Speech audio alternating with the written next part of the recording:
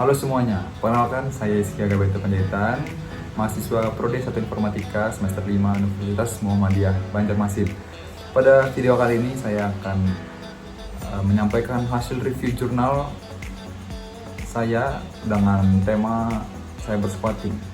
Tentunya kita bertanya-tanya apa itu cyber squatting. Sebelum kita masuk ke penyampaian review jurnal saya akan menjelaskan apa itu cyber squatting. Jadi cyber squatting itu adalah tindakan mendaftarkan domain yang terasosiasi dengan nama perusahaan orang lain dan kemudian berusaha mencari keuntungan dengan menjualnya kepada perusahaan tersebut. Jadi si pelaku ini dia langsung mendaftarkan nama domain perusahaan yang sudah ada ini.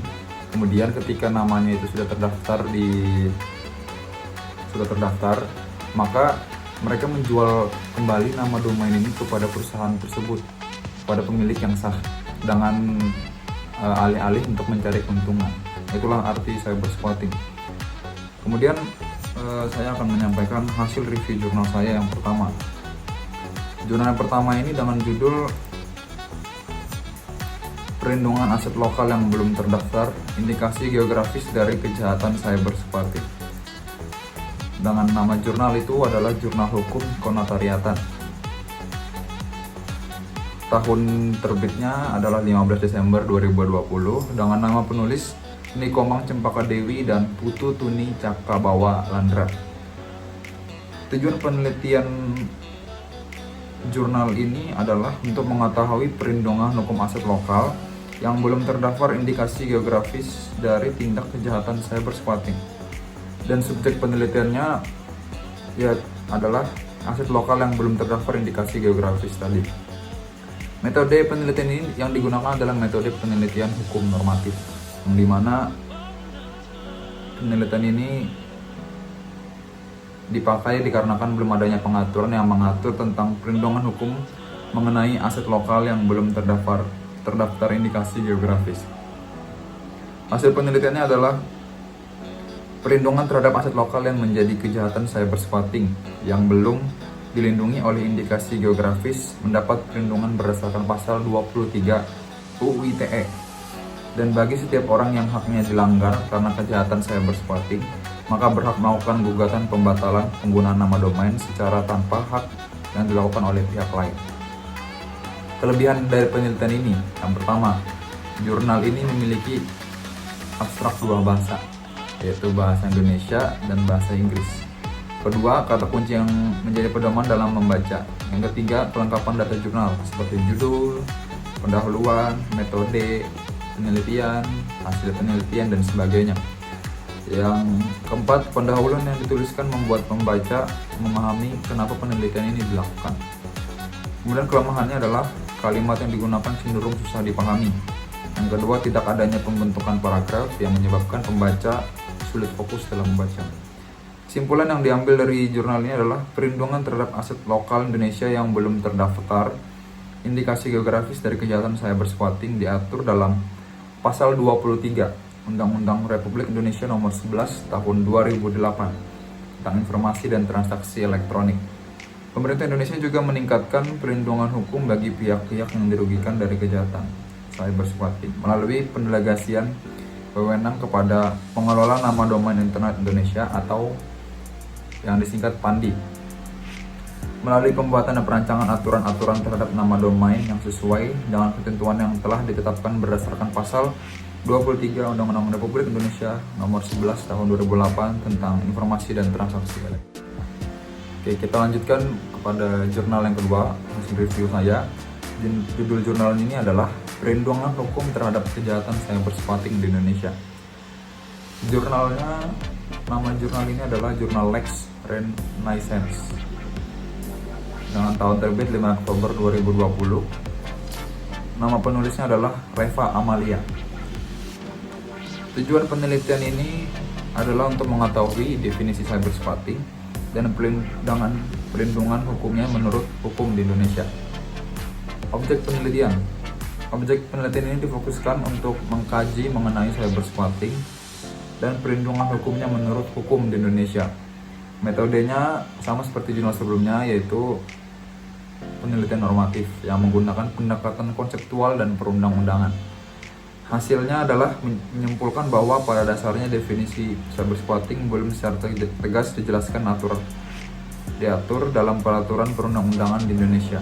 Akan tetapi, cybersquatting dapat didefinisikan sebagai tindakan mendaftarkan domain yang terasosiasi dengan nama perusahaan orang lain dan kemudian berusaha mencari keuntungan dengan menjualnya kepada perusahaan tersebut. Seperti yang saya bilang di awal tadi, bahwa cybersquatting ini pelaku itu dia mengambil dan mendaftarkan nama perusahaan yang sudah ada ini sebenarnya, kemudian dia menjual nama yang sudah didaftarkan tadi kepada perusahaan tersebut lagi gitu.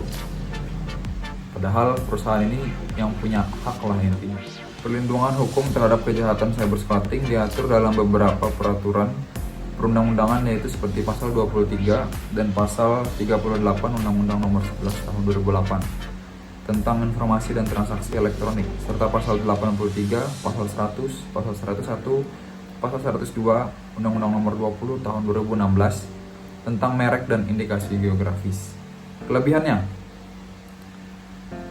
jurnal ini memiliki abstrak dua bahasa juga, yaitu bahasa Indonesia dan bahasa Inggris. Kata kuncinya menjadi pedoman dalam membaca, kelengkapan data jurnal seperti judul, pendahuluan, rumusan masalah, metode, dan sebagainya. Penulisan jurnalnya juga rapi dan kalimatnya mudah dipahami pembaca. Kemudian kelemahannya ini tidak adanya nomor ISSN. Kesimpulannya adalah cybersquatting dapat didefinisikan sebagai tindakan mendaftarkan domain yang terasosiasi dengan nama perusahaan orang lain dan kemudian berusaha mencari keuntungan dengan menjualnya kepada perusahaan tersebut. Selain itu, perundungan hukum terhadap nama domain yang berhubungan dengan merek terkait tindakan cybersquatting terlihat dari upaya pemerintah melalui pemberian tanggung jawab kepada Pandi yang bertugas sebagai pembuat dan perancang aturan-aturan terhadap nama domain yang sesuai dengan ketentuan yang telah ditetapkan berdasarkan pasal 23 Undang-Undang ITE dan diatur dalam Undang-Undang Nomor 20 Tahun 2016 tentang merek dan indikasi geografis. Kita masuk pada jurnal terakhir dengan judul Perlindungan Hukum terhadap Pendaftaran Merek Nama Domain dalam Tindakan Cybersquatting di Indonesia, dengan nama jurnal Kertas Maya Fakultas Hukum, terbit pada tahun 2019. Tujuan penelitian ini untuk mengetahui perlindungan bagi pemilik merek yang mereknya didaftarkan sebagai nama domain oleh pihak lain. Sejak penelitiannya adalah pemilik merek nama domain di Indonesia. Metode yang diteliti sama seperti dua jurnal sebelumnya, yaitu adalah metode penelitian hukum normatif dengan pendekatan perundang-undangan dan konsep. Hasil yang diteliti ini menunjukkan bahwa perlindungan hukum bagi pihak pemilik merek terdaftar sebagaimana diatur dalam pasal 1 ayat 5 Undang-Undang Merek berhak menggunakan mereknya dan memiliki hak eksklusif atau merek tersebut serta menuntut ganti rugi pada pihak yang mendaftarkan mereknya sebagai nama domain dengan etikat tidak baik berdasarkan pasal 23 Undang-Undang ITE. Kelebihannya, jurnal ini memiliki abstrak dua bahasa, yaitu bahasa Indonesia dan bahasa Inggris juga. Kata kuncinya menjadi pedoman dalam membaca, kalimat ini menggunakan mudah dipahami, menggunakan contoh kasus yang memperkuat penjelasan dari penelitian. Jadi sehingga ketika membaca jurnal ini pun juga kita semakin mengerti karena ditambahkan contoh kasus yang memperkuat penjelasan jurnal itu. Kelemahannya, tidak adanya nomor ISSN. Kesimpulannya ialah Indonesia telah memiliki peraturan perundang-undangan ITE yang di dalamnya mengatur tentang nama domain. Namun pengaturan secara substansial tentang kejahatan nama domain berkaitan dengan merek belum diatur dalam Undang-Undang ITE tersebut. Akibatnya, terjadinya kekosongan norma yang menimbulkan berbagai persoalan pada pendaftaran nama domain yang beretika tidak baik berhubungan dengan merek yang dialami oleh pemilik nama domain aslinya, salah satunya cybersquatting. Mengenai perlindungan hukum bagi pihak pemilik merek terdaftar sebagaimana diatur dalam pasal 1 ayat 5 Undang-Undang Merek berhak menggunakan mereknya dan memiliki hak eksklusif atas merek tersebut serta menuntut ganti rugi pada pihak yang mendaftarkan mereknya sebagai nama domain dengan etikat tidak baik berdasarkan pasal 23 Undang-Undang ITE. Sekian yang dapat saya sampaikan dari hasil review ketiga jurnal yang telah dibuat. Mungkin ada kesalahan dalam pengucapan yang telah saya ucapkan. Terima kasih telah menonton video yang saya buat ini.